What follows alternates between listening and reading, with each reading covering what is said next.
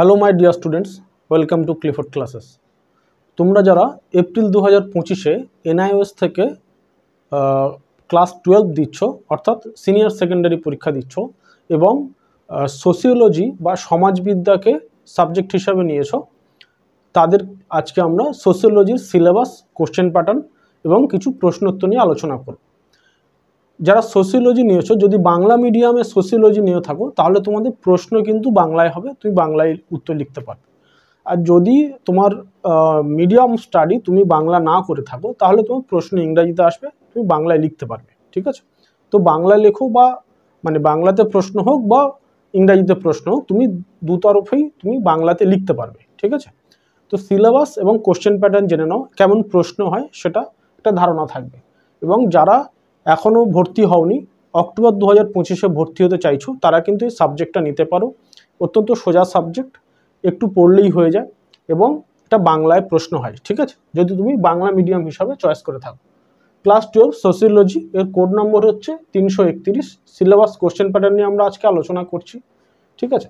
প্রথম যদি দেখি তাহলে প্রথম হচ্ছে কি, মডিউল 1 সোশিওলজি বেসিক কনসেপ্টস, অর্থাৎ সমাজবিদ্যা প্রাথমিক যে ধারণা সেটা নিয়ে আমরা আলোচনা করব। সমাজবিজ্ঞান কি, এর মধ্যে একটা বিষয় বলে দিই, যে পরীক্ষা হবে, যেটা পাবলিক এক্সাম হয়, সেই পাবলিক এক্সামে 60% পরীক্ষা, 60% যে সিলেবাস সেটা নিয়েই পরীক্ষা হয়। বাকি যে 40% সিলেবাস সেটা অ্যাসাইনমেন্টের জন্য থাকে। ঠিক আছে? এটা পুরো থিওরি সাবজেক্ট, এটা পুরো 100 নম্বরের পরীক্ষা হবে। এর যেহেতু কোনো নেই, আলাদা করে প্র্যাকটিক্যাল নেই, ফলে 20 নম্বর হচ্ছে অ্যাসাইনমেন্ট। থিওরি 20% অ্যাসাইনমেন্ট থাকে। তো সোশিওলজি 20% অ্যাসাইনমেন্ট, 120% 20 নম্বর হচ্ছে অ্যাসাইনমেন্ট থাকবে। আর 100-র মধ্যে পরীক্ষা হবে, কিন্তু ক্যালকুলেশন হবে 80 নম্বরের মধ্যে, যেটা আমরা আগের বারে দেখিয়েছি। আগের ভিডিও দেখে নিলে বুঝতে পারবে যে কীরকমভাবে নম্বর ক্যালকুলেশন হয়। তো এখানে যে সিলেবাসটা আলোচনা করছি, এটা হচ্ছে কেবল থিওরির সিলেবাস। এখান থেকে টোটাল সিলেবাসের 60% সিলেবাস হচ্ছে এখানে আলোচনা করা হচ্ছে। ঠিক আছে? এই যে তোমাদের টপিকগুলো, এখান থেকেই প্রশ্ন আসবে। তো তোমাদের মডিউল 1, যেটা সোশিওলজি বেসিক কনসেপ্ট, সমাজতত্ত্ব মূল ধারণা বা প্রাথমিক ধারণা, এখান থেকে লেসন নম্বর, অধ্যায় নম্বর 3 নম্বর অধ্যায় থাকে it relations with other social science, সমাজবিজ্ঞান অন্যান্য সমাজবিজ্ঞানের সাথে সমাজবিদ্যার কি সম্পর্ক সেটা নিয়ে এই chapter. Lesson 4 methods and techniques of research in sociology, সমাজবিজ্ঞানে গবেষণার পদ্ধতি এবং কৌশল, এটা 4 নম্বর অধ্যায়। ঠিক আছে? তারপরে হচ্ছে 5 নম্বর অধ্যায় কি, 5 নম্বর অধ্যায় হচ্ছে social community association and institution, সামাজিক সম্প্রদায়, সমিতি এবং প্রতিষ্ঠান, এটা 5 নম্বর অধ্যায়। বিভিন্ন ধরনের আমাদের সমাজে বিভিন্ন যে সমিতি আছে, সংগঠন আছে, ঠিক আছে, সেই বিভিন্ন সম্প্রদায় আছে, সেই বিষয়গুলো নিয়ে এখানে আলোচনা করা আছে। অধ্যায় নম্বর 6 অধ্যায় হচ্ছে লেসন নম্বর 6 সোশ্যাল গ্রুপস, সামাজিক বিভিন্ন গোষ্ঠী। ঠিক আছে? সে কৃষক গোষ্ঠী, শ্রমিক গোষ্ঠী, ছাত্র গোষ্ঠী, শিক্ষক গোষ্ঠী, এই বিষয় গোষ্ঠীগুলো নিয়ে আলোচনা হয়। তাহলে এটা হলো মডিউল 1-এর মধ্যে তোমাদের চ্যাপ্টার পড়তে হচ্ছে 3, 4, 5, 6, 4টে চ্যাপ্টার। ঠিক আছে? এবার যদি আমি মডিউল 2 দেখি, মডিউল 2-র মধ্যে হচ্ছে social institution and social stratification, সামাজিক প্রতিষ্ঠান এবং সামাজিক স্তর বিন্যাস, এটা হচ্ছে মডিউল 2-র টপিক। ঠিক আছে? তার মধ্যে সাবটপিক হচ্ছে লেসন নম্বর 12। এই যে মডিউল 2, এই পুরো মডিউলটার নামই হচ্ছে এটা সামাজিক প্রতিষ্ঠান এবং সামাজিক স্তর বিন্যাস। এর মধ্যে এবারে বিভিন্ন অধ্যায়গুলো আছে, যেটা 12 নম্বর অধ্যায় হচ্ছে ম্যারেজ বা বিবাহ, 13 নম্বর অধ্যায় হচ্ছে ফ্যামিলি বা পরিবার, 14 নম্বর হচ্ছে কিনশিপ বা আত্মীয়তা, 16 নম্বর হচ্ছে সোশ্যাল স্ট্র্যাটিফিকেশন বা সামাজিক স্তর বিন্যাস, হায়ারার্কি, ডিফারেন্সিয়েশন অ্যান্ড ইনইকুয়ালিটি, অর্থাৎ একটা সমাজে বিভিন্ন শ্রেণীর মানুষ বাস করে, বিভিন্ন সে আয়ের উপরে নির্ভর হতে পারে, সেটা কর্মের উপর নির্ভর হতে পারে, সেটা সেই যে শ্রেণীগুলো, সেই শ্রেণীবিন্যাস, সেই বিভিন্ন শ্রেণীর মধ্যে যে পার্থক্য আছে এবং তাদের যে অসমতা, ইনইকুয়ালিটি রয়েছে, একটা শ্রেণীর থেকে আরেকটা শ্রেণীর মধ্যে অনেক পার্থক্য আছে, সেই যে ইনইকুয়ালিটি, সেগুলো নিয়ে এখানে আলোচনা হচ্ছে। এটা হচ্ছে মডিউল নম্বর 2। এবার হচ্ছে মডিউল নম্বর 3 হচ্ছে social institution and social stratification, সামাজিক প্রতিষ্ঠান এবং সামাজিক স্তর বিন্যাস। তার মধ্যে হচ্ছে অধ্যায় নম্বর 17 হচ্ছে ফ্যাক্টরস অ্যান্ড সোশ্যাল চেঞ্জ, সামাজিক পরিবর্তনের বিভিন্ন ফ্যাক্টর বা উপাদান, ঠিক আছে, যে কোন কোন বিষয়গুলোর জন্য সমাজ পরিবর্তন হয়, ঠিক আছে। এটা হচ্ছে লেসন নম্বর 17 গেল। লেসন নম্বর 18 হচ্ছে প্রসেস অফ সোশ্যাল চেঞ্জ, সামাজিক পরিবর্তনের প্রক্রিয়া, কিভাবে সমাজের পরিবর্তন ঘটে, ঠিক আছে, সেটা নিয়ে 18 নম্বর লেসনে আছে। 19 নম্বর হচ্ছে সোশ্যালাইজেশন, সামাজিকীকরণ। সামাজিকীকরণ মানে হচ্ছে যে একটা বাচ্চা যখন ছোট অবস্থায় জন্মগ্রহণ করে, সেখান থেকে সে আস্তে আস্তে বড় হয়, সে বিভিন্ন সমাজের বিভিন্ন স্তরের মধ্য দিয়ে যায়। প্রথমে সে পরিবারকে পায়, তারপর বন্ধুবান্ধব পায়, স্কুল পায়, তারপরে অভিভাবক, তার আশপাশের পারিপার্শ্বিক পরিস্থিতি, প্রকৃতি, এই সব কিছুর মাধ্যমে তার নিজস্ব একটা চেতনা তৈরি হয়, তার একটা নিজস্বতা, তার একটা বুদ্ধিমত্তা, তার একটা মত তৈরি হয়, ঠিক আছে। এই বিষয়টাকেই সামাজিকীকরণ বলে। সমাজে বাস করতে করতে সমাজের বিভিন্ন বিষয় তার মধ্যে ঢুকে তার যে পরিবর্তন হয় সেটাকে সামাজিকীকরণ বলে, ঠিক আছে। তো সেই সামাজিকীকরণ ঘটে, সেইটা নিয়ে আলোচনা আছে। লেসন নম্বর 20 হচ্ছে সোশ্যাল কন্ট্রোল, সামাজিক নিয়ন্ত্রণ, যে একটা মানুষের উপরে সমাজের কতটা নিয়ন্ত্রণ থাকে। কেউ মনে হলেই যে যা কিছু করে দিতে পারে না। আইনের ভয় আছে, সেটা একটা আলাদা বিষয়, রাষ্ট্রের আইন আছে সেটা আলাদা বিষয়, কিন্তু তাছাড়াও সমাজের, যেমন ধরো যে কেউ যদি এখন কোনো একটা গুরুজন, হয়তো পাড়ার গুরুজন, তাকে সে অশ্রদ্ধা করতে পারে, তাকে হয়তো মুখ ফিরিয়ে চলে গেল, তার সাথে কথা বললো না, বা দেখা হলো মুখ নামিয়ে গেল, বা তার সামনে সিগারেট খেলো, তাতে কিন্তু কোনো আইন ভাঙা হলো না। কিন্তু সমাজ সেটা শেখায় না। সমাজ কি শেখায় না? গুরুজনকে শ্রদ্ধা করো, অন্তত যদি সামনে দেখা যাচ্ছে কোনো হয়তো বাবার বন্ধু বা হয়তো পাশের বাড়ির কাকু, অন্তত তুমি হয়তো সিগারেট খাচ্ছ, কাকু আসছে, সিগারেটটা ট্যাপ করলে বা লুকিয়ে ফেললে, এই যে বিষয়গুলো, এগুলো কিন্তু সমাজই শেখায়, ঠিক আছে। তো এর জন্য কিন্তু কোনো আইনের বিষয় নেই। তো এই যে সামাজিক নিয়ন্ত্রণ, এটা মানুষের উপর সামাজিক নিয়ন্ত্রণ। কেউ কোনো একটা খারাপ কাজ সর্বসমক্ষে করে না, ঠিক আছে। আইন যে কাজ বাধা দেয়, তার বাইরেও এমন অনেক কাজ থাকে যেটা সর্বসমক্ষে করা যায় না। কাউকে গালাগালি দিল, সেটা কেউ শুনলো না, কোনো রেকর্ড নেই, ভিডিও নেই, তাতে কিন্তু আইন কিছু করতে পারবে না। কিন্তু তার ব্যক্তি, তার যে চরিত্র, সেই চরিত্র সম্পর্কে মানুষের ধারণা হলো বাজে ছেলে, গালাগালি করে, ঠিক আছে। তো এই যে সমাজের নিয়ন্ত্রণ, তুমি কি করবে, যে সে চেষ্টা করবে তার যেন একটা ভালো ইমেজ তৈরি হয়, লোক যেন তো ভালো বলে, যেন সেটা ভদ্র, ঠিক আছে। তো একটা মানুষের উপর সমাজের বিভিন্ন নিয়ন্ত্রণ থাকে, ঠিক আছে, সেইটা নিয়ে আলোচনা আছে। মডিউল 4 হচ্ছে ইন্ডিয়ান সোসাইটি, ভারতের সমাজ। ভারতের সমাজের মধ্যে lesson number 6, Indian society, tribal, rural and urban. Tribal মানে আদিবাসী সমাজ, রুরাল মানে যারা গ্রামে বাস করে, গ্রামীণ সমাজ, তার কিছু নিয়মকানুন থাকে, তার কিছু বিষয় থাকে, শহুরে সমাজ, ঠিক আছে, আধুনিক সমাজ, এগুলো বিষয় নিয়ে রয়েছে। লেসন নম্বর 27 একটা বিষয় বলে দিই, যে এই যে গ্রামীণ আর শহুরে, এটা কিন্তু জাস্ট একটা টার্ম, ঠিক আছে। আধুনিকতা মানে যে গ্রামে বাস করলে সে আধুনিক নয়, সে পিছিয়ে আছে, আর শহরে বাস করলে সে আধুনিক, এরকম নয়। আধুনিকতার সংজ্ঞা অনেক বড়। আধুনিকতা মানে মননের আধুনিকতা, পোশাক আধুনিক নয়, ঠিক আছে। এখন আমাদের সমাজে এটা খুব একটা ওয়াইড স্প্রেড হয়ে গেছে, যে জিন্স পরলে, গেঞ্জি পরলে, বা একটা ঠিকঠাক পোশাক পরলে, যেটা ওয়েস্টার্ন পোশাক বলা হয়, সেরকম পরলে সে আধুনিক। কিন্তু হয়তো সে মনের দিক থেকে, তার চিন্তা চেতনা হয়তো অনেক পিছিয়ে। আমি যদি স্বামী বিবেকানন্দের কথা বলি, রবীন্দ্রনাথ ঠাকুরের কথা বলি, বিদ্যাসাগরের কথা বলি, বা রামমোহন রায়ের কথা বলি, এরা কিন্তু তাদের সমাজে তারা যে পোশাক পরতো, সেটা কিন্তু সেই সমাজের পক্ষে অনেক বেশি পিছিয়ে পড়া পোশাক, ঠিক আছে। কিন্তু সেই সময়ে তারা কিন্তু তাদের যে সমাজ ব্যবস্থা চলছিল, তাদের থেকে তারা 10 কদম এগিয়ে চিন্তা করতো। তো তারা মনে অনেক বেশি আধুনিক ছিল, ঠিক আছে। তো আধুনিকতা সেটা বোঝায়, আধুনিকতা মনে আসতে হয়। তো গ্রামীণ বা শহুরে আমি আধুনিক বলে ফেললাম, সেই জন্য এটা ব্যাখ্যা দেব, ঠিক আছে। Lesson number 27, caste system in India, ভারতে বর্ণ প্রথা, ঠিক আছে। আমাদের যে বর্ণ ব্যবস্থা রয়েছে, সেই বর্ণ ব্যবস্থার নিয়ে এখানে আলোচনা আছে। Major religious communities in India, ভারতের বিভিন্ন প্রধান ধর্মীয় সম্প্রদায়, ঠিক আছে। মেজর সোশ্যাল প্রবলেমস ইন্ডিয়া, ভারতের প্রধান সামাজিক যে সমস্যাগুলো আছে। Lesson number 30, problem of schedule caste and schedule tribes, তপশিলি জাতি এবং উপজাতির বিভিন্ন যে সমস্যা, তাদের বিভিন্ন যে আইন রয়েছে, ঠিক আছে, তাদের যে বঞ্চনা আছে, তাদের যে বিভিন্ন রকম বিষয়গুলো আছে, ঠিক আছে, সেগুলো নিয়ে এখানে আলোচনা আছে। Lesson number 31, problems of other deprived section, সমাজের অন্যান্য যে বঞ্চিত বিভাগ, তাদের বিভিন্ন সমস্যা, ঠিক আছে। আচ্ছা, মডিউল 4 গেল, এবার মডিউল 5 এর এ হচ্ছে স্ট্যাটাস অফ ওমেন, মহিলাদের অবস্থান তার মধ্যে 32A 32A historical and cultural and perspective, ঐতিহাসিক এবং সাংস্কৃতিক দৃষ্টিকোণ। ঠিক আছে, এই দিক থেকে মহিলাদের অবস্থান কি, ঐতিহাসিকভাবে মহিলারা কীরকমভাবে ছিল, এখন তাদের অবস্থান কীরকম আছে, সাংস্কৃতিকভাবে তারা কতটা ডেভেলপ করেছে, তাই ঠিক আছে।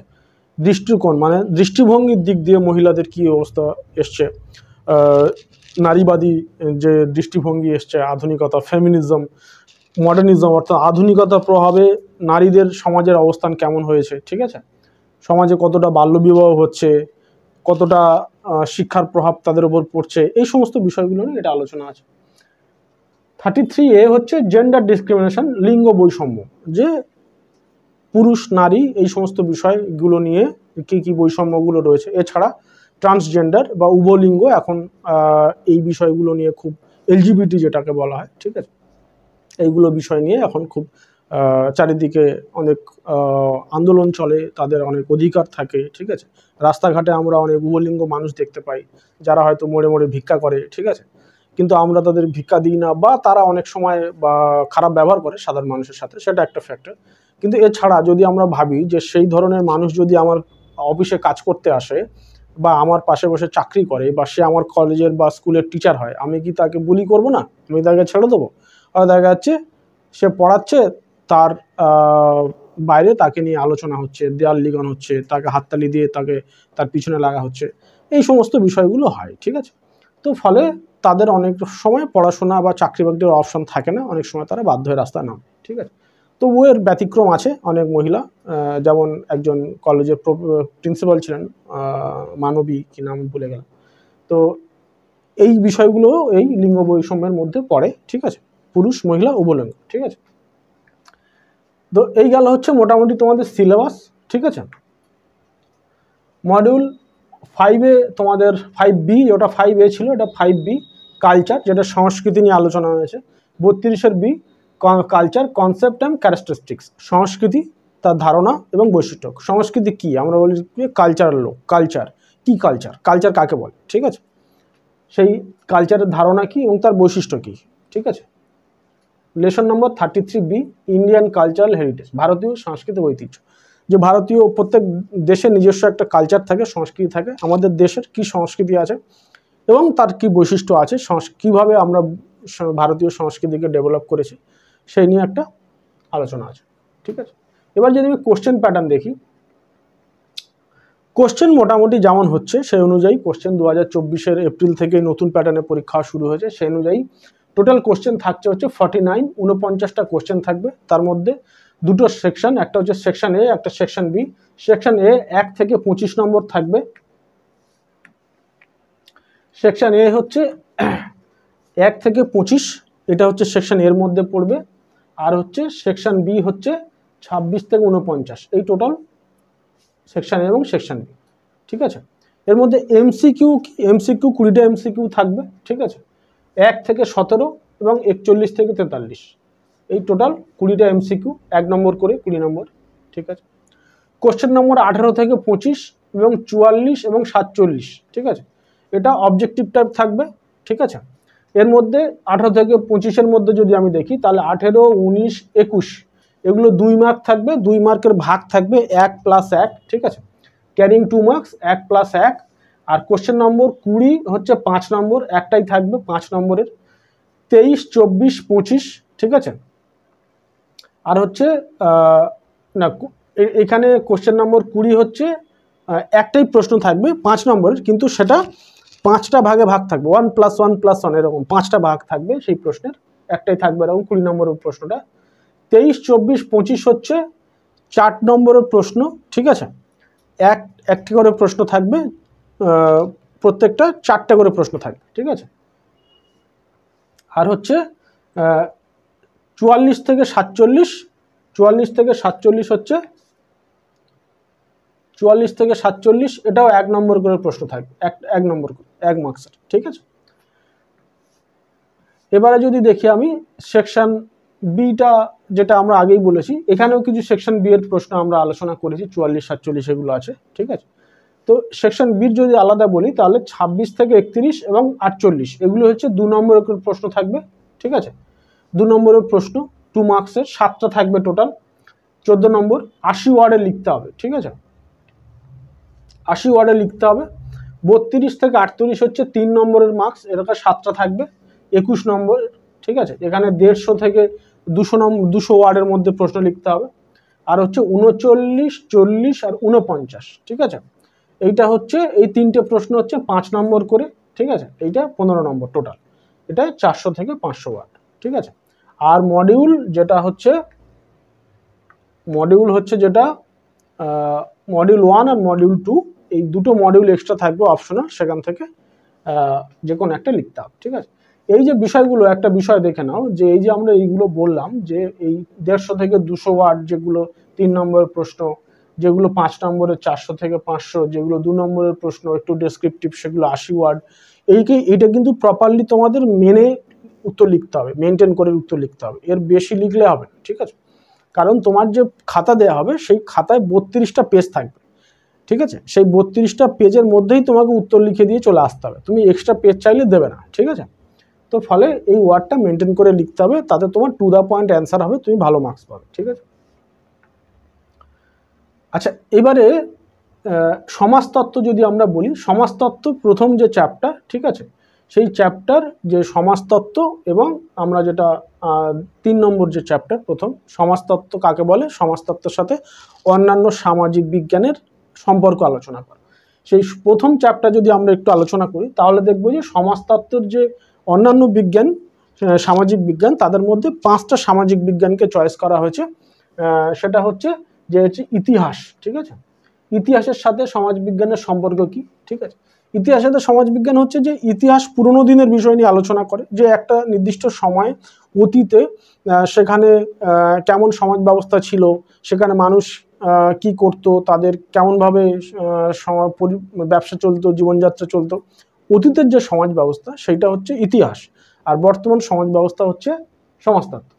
রাষ্ট্রবিজ্ঞানের সাথে কি সম্পর্ক না, রাষ্ট্রবিজ্ঞান হচ্ছে রাষ্ট্রকেন্দ্রিক যে সমাজ সেটা নিয়ে আলোচনা করে, রাষ্ট্র কি, রাজনৈতিক বিষয় কি, রাজনৈতিক দল কি, এই সেই সমাজের এই বিষয়গুলোতে নিয়ে রাষ্ট্রবিজ্ঞান আলোচনা করছে। আর সমাজতত্ত্ব কি করে, পুরো সমাজ বিষয় তত্ত্বটা নিয়ে পুরো সমাজ নিয়ে আলোচনা করে, ঠিক আছে।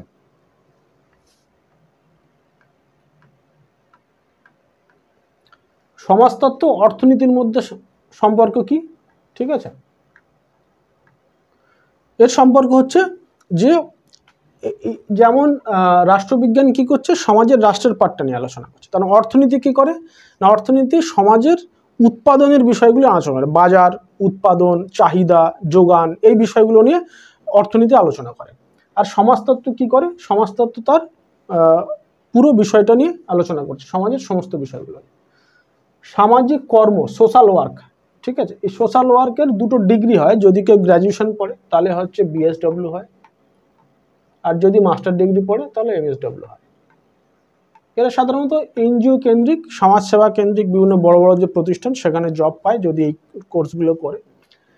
তো এই যারা সোশ্যাল ওয়ার্ক, সামাজিক কর্ম, এটা একটা সাবজেক্ট, ঠিক আছে, সেই হিসাবে এই ডিগ্রিগুলো দেওয়া হয়, bachelor in social work, master in social work, ঠিক আছে। তো এইটার মধ্যে কি হয় না, তারা সামাজিক উন্নয়নের যে কাজগুলো হয়, মানব সেবার যে কাজগুলো, সেগুলো নিয়ে আলোচনা করে, ঠিক আছে।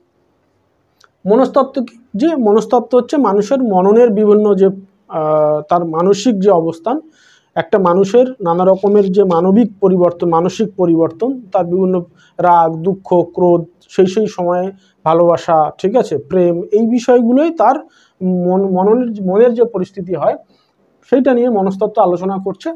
আর নৃতত্ত্ব হচ্ছে মানুষের যে মানুষ কিভাবে তার মানুষ হিসাবে তার পরিবর্তন ঘটে সমাজের, ঠিক আছে, যে জীব হিসাবে মানুষ কিভাবে ডেভেলপ করছে, এটা নৃতত্ত্ব আলোচনা করে, ঠিক আছে।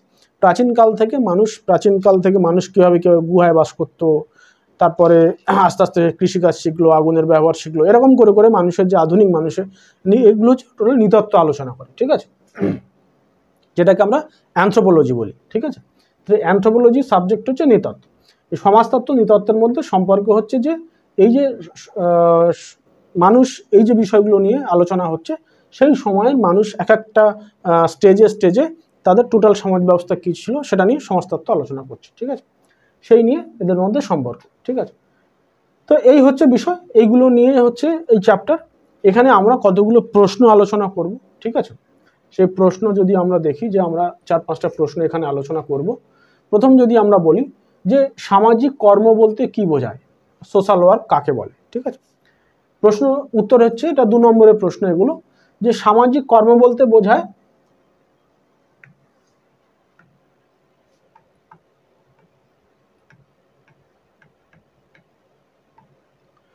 সামাজিক কর্ম বলতে বোঝায় মানুষের কল্যাণ এবং সমাজের উন্নতির জন্য সেবা প্রদান বা সহায়তামূলক কাজ করা। এটি সমাজে প্রয়োজন পূরণের লক্ষ্যে ব্যক্তি বা গোষ্ঠীর সহযোগিতায় পরিচালিত হয়, ঠিক আছে।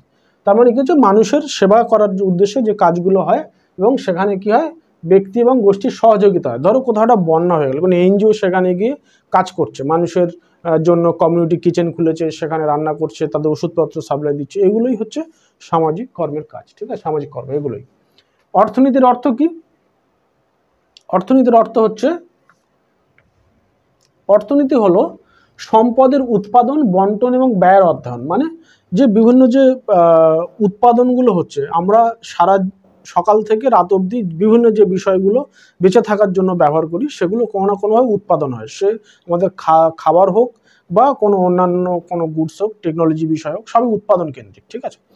আর কিছু কিছু হচ্ছে সার্ভিস কেন্দ্রিক, সেগুলো অর্থনীতির মধ্যে পড়ে, ঠিক আছে। যেমন ধরো আমরা পড়াচ্ছি, ঠিক আছে, এটা সার্ভিস, ঠিক আছে। তো কিংবা যে কেউ সফটওয়্যার সেল করছে, ঠিক আছে, তো আমরা আমাদের গাইডেন্স সেল করি, এগুলো হচ্ছে সার্ভিস সেক্টরের মধ্যে পড়ে। তো সেরকমই অর্থনীতি হচ্ছে সম্পদের উৎপাদন, বন্টন এবং ব্যয়ের অধ্যয়ন, যা মানুষ কীভাবে সীমিত সম্পদ ব্যবহার করে চাহিদা পূরণ করে তা বিশ্লেষণ করে। একটা মানুষ দেখবে, ধরো কিছুদিন আগে আমরা দেখলাম যে আমাদের ভারতের অন্যতম একজন ধনকুবের তার ছেলের বিয়ে দিল কয়েক হাজার কোটি টাকা খরচ করে, ঠিক আছে।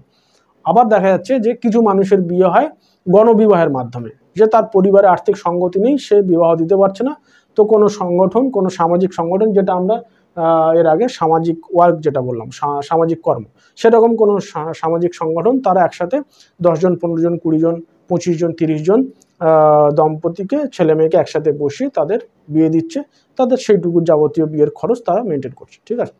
তো এই যে সমাজের যে প্রভেদ, ঠিক আছে, এই যে ইকোনমিক্সের যে ভাগ, যে কিছু সম্পদে কিছু মানুষ বেঁচে আছে আর প্রচুর সম্পদ নিয়ে কিছু মানুষ বেঁচে আছে। তো এই যে সীমিত সম্পদ করেও যে কীভাবে চাহিদা পূরণ করে মানুষ বেঁচে থাকে, সেটারও অধ্যয়ন হচ্ছে ইকোনমিক্স করে। ব্যক্তি, প্রতিষ্ঠান এবং সরকারের অর্থ সংক্রান্ত সিদ্ধান্ত নিয়েও কাজ করে, ঠিক আছে। আমাদের প্রতি বছর দেশে কি হয়, রাজ্য এবং দেশে বাজেট হয়, ঠিক আছে। সেই বাজেটে ঠিক করা থাকে যে কতটা আমাদের দেশ কিভাবে কোন কোন খাতে ব্যয় হবে, রেলের জন্য কত গেল, স্বাস্থ্যের জন্য কত, শিক্ষার জন্য কত, কোথাও নতুন কলেজ হবে কিনা, ইউনিভার্সিটি হবে কিনা, হাসপাতাল হবে কিনা, ঠিক আছে। এই সমস্ত বিষয়, প্রতিরক্ষা খাতে কত ব্যয় হবে, আমাদের সেনাদের জন্য কত দেওয়া হবে, সাধারণ মানুষের ট্রান্সপোর্টের জন্য, রাস্তাঘাটের জন্য কত দেওয়া হবে, এই যে সামগ্রিক বিষয়, এগুলো ইকোনমিক্সের মধ্যে পড়ে, যেটা কিনা এই বিষয়গুলো নিয়ে অর্থনীতি কাজ করে। প্রায়োগিক সমাজতত্ত্ব কি? প্রায়োগিক সমাজতত্ত্ব মানে হচ্ছে যে সমাজতত্ত্বকে প্রয়োগ করা হয়। প্রায়োগিক সমাজতত্ত্ব বলতে সমাজতাত্ত্বিক ধারণা এবং তত্ত্বগুলোর ব্যবহারিক প্রয়োগ, যা বাস্তব জীবনে সামাজিক সমস্যা এবং চ্যালেঞ্জ সমাধানের জন্য ব্যবহৃত হয়, ঠিক আছে।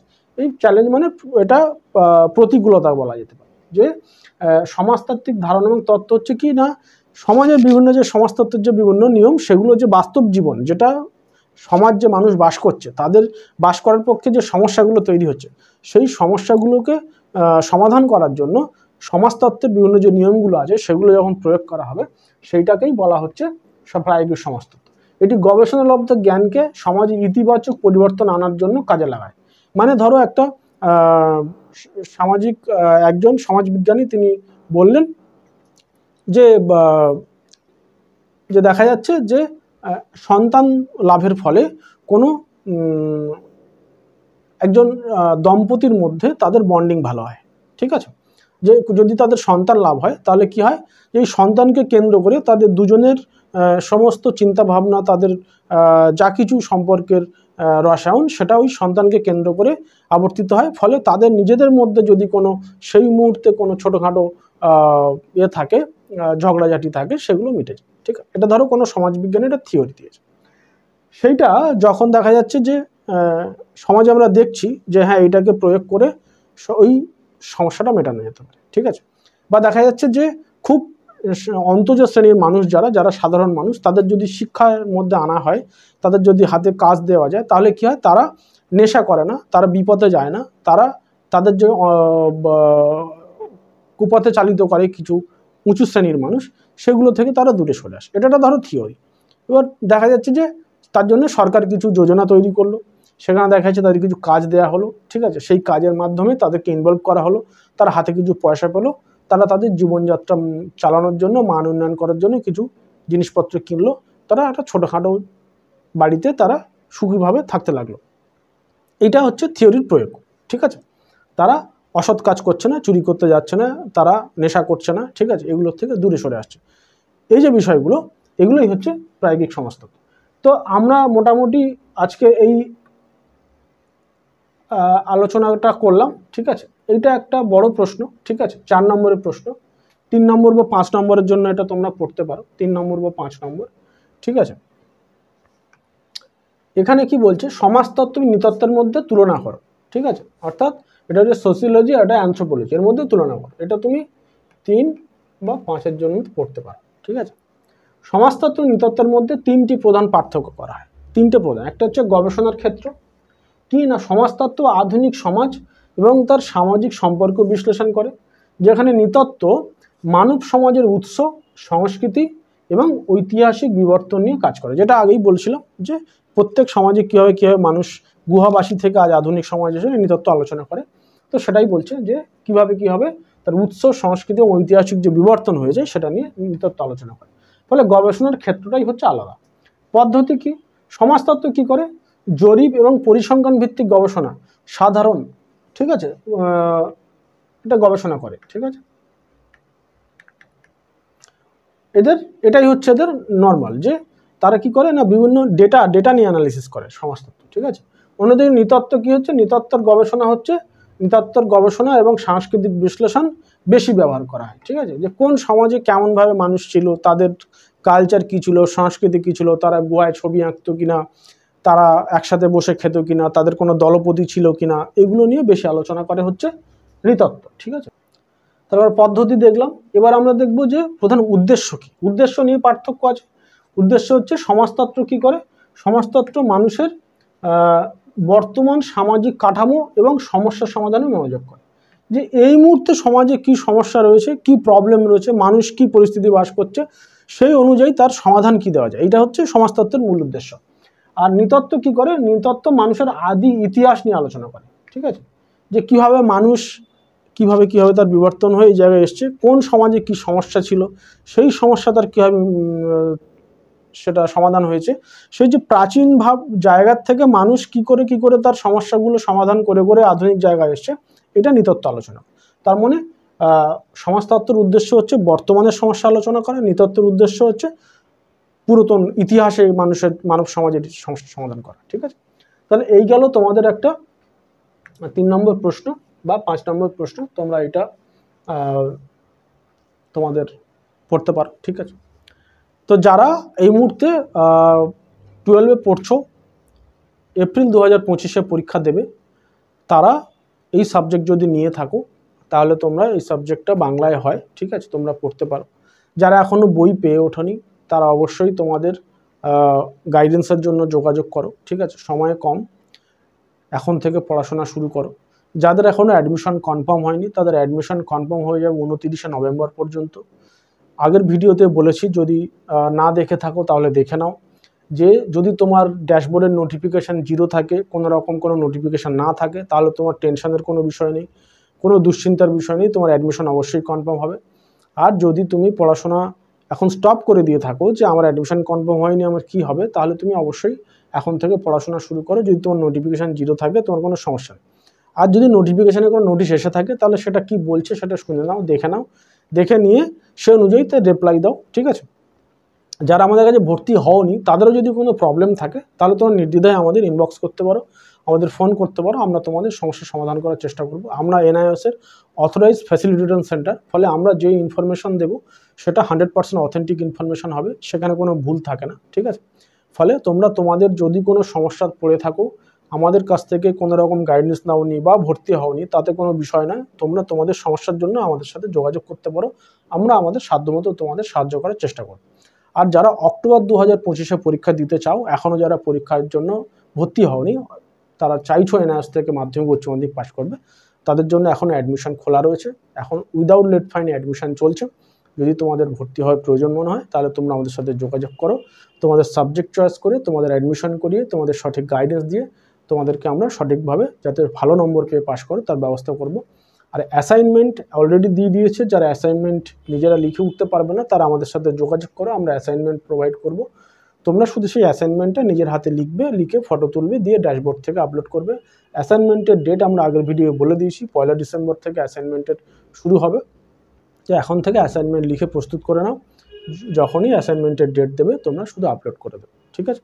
তো অ্যাডমিশন এবং গাইডেন্সের জন্য আমাদের সাথে যোগাযোগ করতে পারো, ভালো রেজাল্ট করো এবং ভবিষ্যতে এগিয়ে যাও। ধন্যবাদ।